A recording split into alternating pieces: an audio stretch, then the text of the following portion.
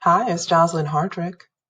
So excited to be here to talk about Juneteenth, a celebration of freedom. So this year, Juneteenth is getting a lot more attention due to the protests, the death of George Floyd, and generally just a vibrant discussion about race relations and equal justice for all. And so I wanted to put together a little presentation in case you haven't heard of Juneteenth or you've heard of it and you're not quite sure what it's about.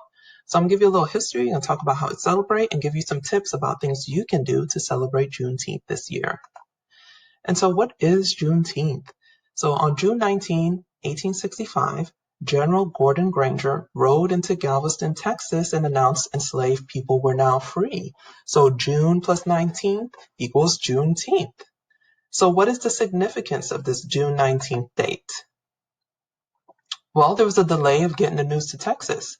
So in 1863, President Lincoln signs the Emancipation Proclamation, and it only outlawed slavery in the Confederacy. And so from 1863 to 1865, we have 2 more years of fighting. A lot of slaveholders go out to Texas to escape some of the effects of the war and maintain their levels of enslavement. Texas at the time wasn't that developed. It was kind of seen as the wild, wild west. You can kind of just go out there, get some land, start a business. And a lot of people brought their enslaved labor with them and were trying to develop crops. Well, in June 1st, 1865, the Civil War ends and generally surrenders. But it's still 18 more days before General Granger arrives in Texas. There's lots of reasons for that. You had to physically ride out there to inform the slaves, right? Remember, there's no phones at this time, nothing digital. Um, and there's also efforts to stop the spread of the news for obvious reasons. The slaveholders don't want to give up the free slave labor that they've been using. There's rumors that someone else was sent first and that person was killed in order to stop the spread of the news. But in any event, on June 19th, General Granger arrives, says slavery has ended, the Civil War has ended, the Emancipation Proclamation now applies to everyone. And that was news to a lot of people who hadn't heard anything about the status of the war or the Emancipation Proclamation. And so slaves were then legally free to leave, but there was a lot of resistance to them leaving. There was violence against them to try to intimidate them into staying, but many left. Some stayed and made Texas their permanent home. And so those individuals started to celebrate Juneteenth. Okay, so that some people see it as America's second Independence Day. And so the first Independence Day was on July 4th, 1776. America declares independence from British rule, but it didn't extend those freedoms to many of its residents, right? So we had the enslaved, but even those people that were free, people who were indentured servants, people who were immigrants from other countries who were here to work, they did not have citizenship. The natural born citizenship began with the 14th Amendment, extending it to all people born on American soil. And so once slavery is outlawed throughout the U.S., the last set of slaves are informed, Juneteenth becomes the second Independence Day, or as many people call it, Emancipation Day.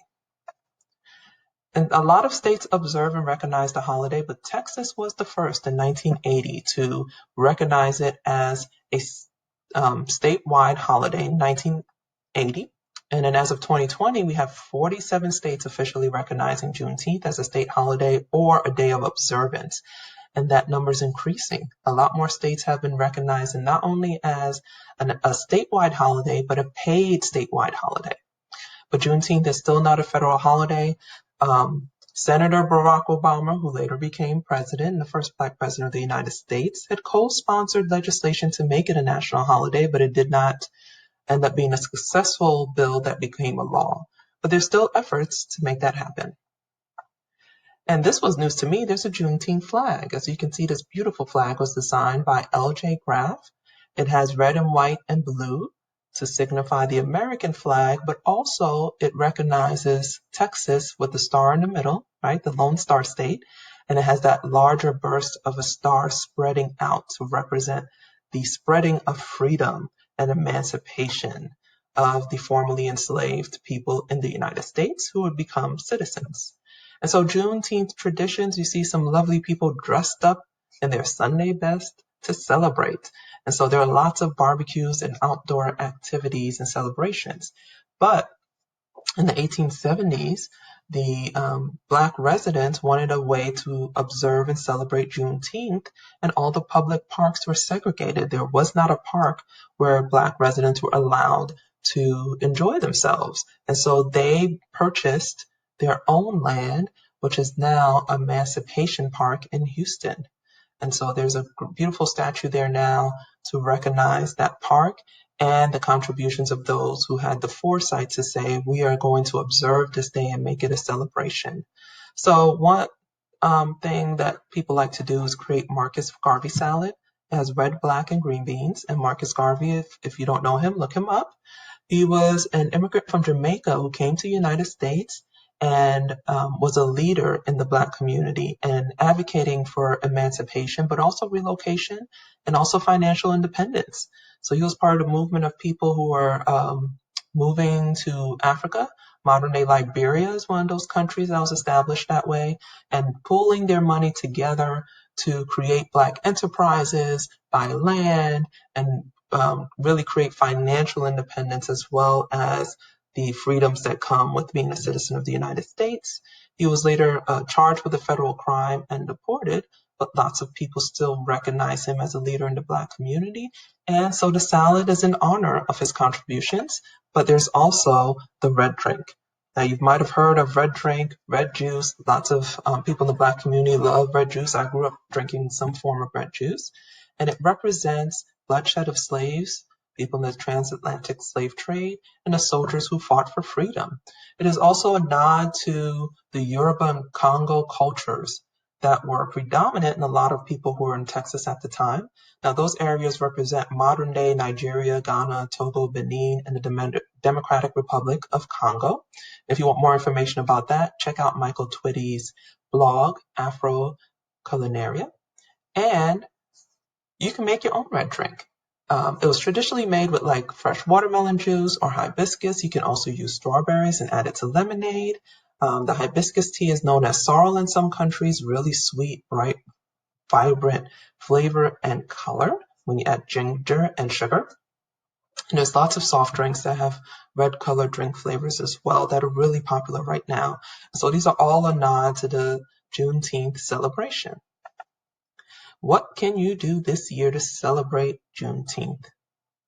If you've never celebrated before, that's okay. You can start celebrating it now. And here's some things you can do. Hold listening and essential conversations about race. Celebrate and recognize the contributions of your Black employees, coworkers, leaders, and stakeholders in your workplace. Recommend, buy, donate children's books on Juneteenth or Black culture and history in general. Share them with friends and family in your local school districts. Lobby for changes and reform regarding inequitable practices, laws, and programs. Advocate to make Juneteenth a federal holiday if you think it should be one. And like I said, it's like a second Independence Day. The initial Independence Day was bittersweet for many Black people in America because, particularly before the end of slavery, it represented freedoms and liberty that were denied them as people who were born and raised and worked the land for a long time. And so there are lots of good reasons why Juneteenth should also be a federal holiday. And use your social media platforms to promote Juneteenth and to celebrate Black culture and Black history throughout the day and every day. So thanks for joining me for this quick little video. I hope you're able to use some of these tips for activities for Juneteenth. You can follow me on social media at JJ Hardrick. Visit my website, www.jocelynhardrick.com, for more information about me and the work that I do. Thank you. Have a happy and joyous Juneteenth.